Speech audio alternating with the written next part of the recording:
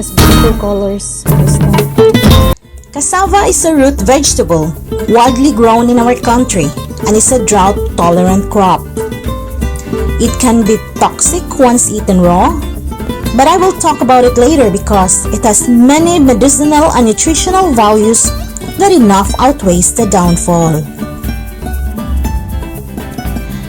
It has been researched that cassava plant contains potentially toxic levels of cyanogen called linamarin, which could lead to the destruction of cancer cells. A natural cyanide generating system used by cassava plant against its predators could be a good treatment for cancer. Cassava food contains a good supply of vitamin B17, which is also popular that fights off cancer. Cassava root is very versatile. It can be eaten whole, grated, or ground into flour to make bread and desserts. Also well known as the raw material that used to produce tapiocas. Good news for those with food allergies because it is gluten-free, grain-free, and nut-free. One important note is that cassava root must be cooked before it is eaten. Raw cassava can be very dangerous. Why cassava is dangerous? Cassava may be dangerous if consumed raw, in large amount, or when it is prepared improperly. This is because raw cassava contains chemical called cyanogenic glycosides, which can release cyanide in the body when consumed. So how to make cassava safer for consumption? Cassava is generally safe when it is prepared properly and eaten occasionally in moderate amounts. Here are some ways you can make cassava safer for consumption. Peel it. The peel of cassava root contains most of the cyanide-producing compounds. Soak it. Soaking cassava by submerging it in water before it is cooked and eaten may reduce the amount of harmful chemicals it contains. Cook it. Since the harmful chemicals are found in raw cassava, it is essential to cook it thoroughly by boiling, roasting, or baking, for example. It is important to note that products made from cassava root, such as cassava flour and tapioca, contains extremely little to no cyanide-inducing compounds that are safe for human consumption. So it has to be prepared well, it has to be cooked properly.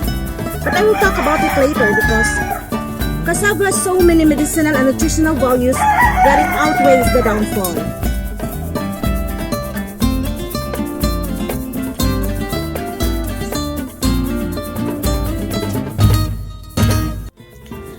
How to cook cassava by boiling.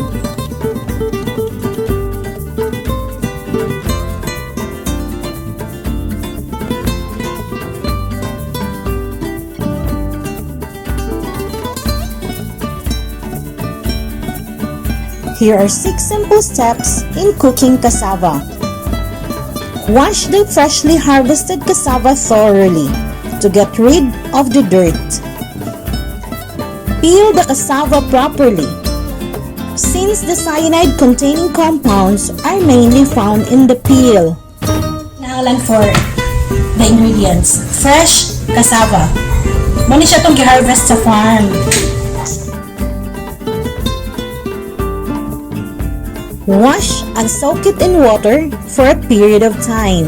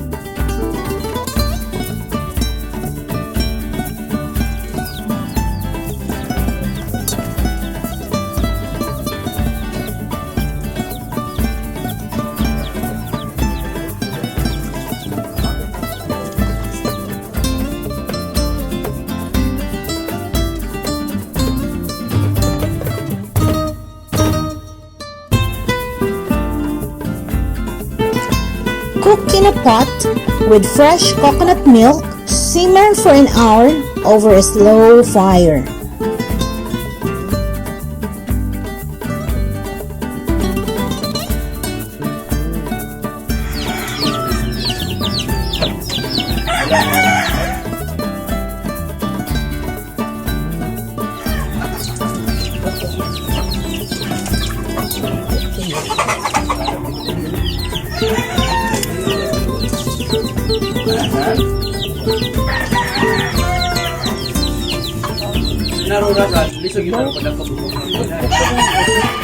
Serve hot with cocoa sugar or muscovado sugar.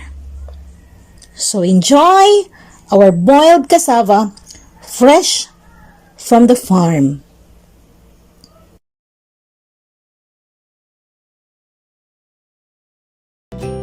So thank you everyone for watching, and if you like our demo, please subscribe to our channel and share it to your friends. We make our videos fun and informative for everyone. Let us hear your feedback. Just comment below. This is Home Chef Sweetie at your service. See you next time!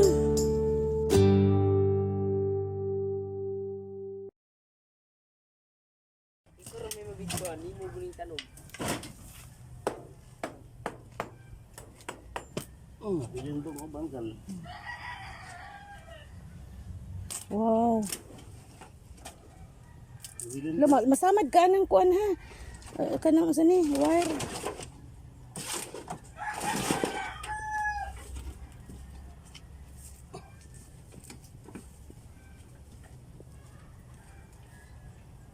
We are harvesting cassava.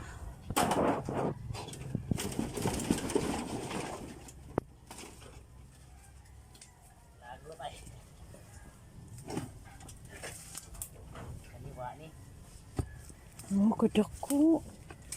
Oh my God.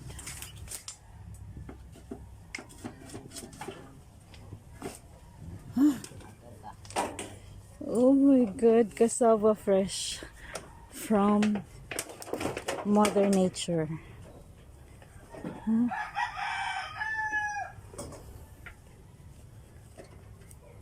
Nature's bounty.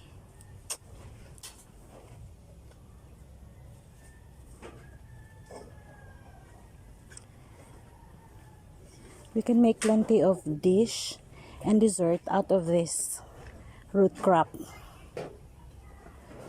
Cassava is common here in the Philippines and in many tropical countries.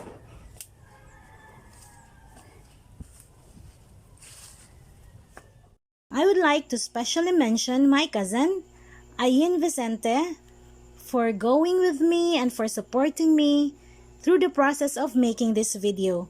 Thank you, Yin!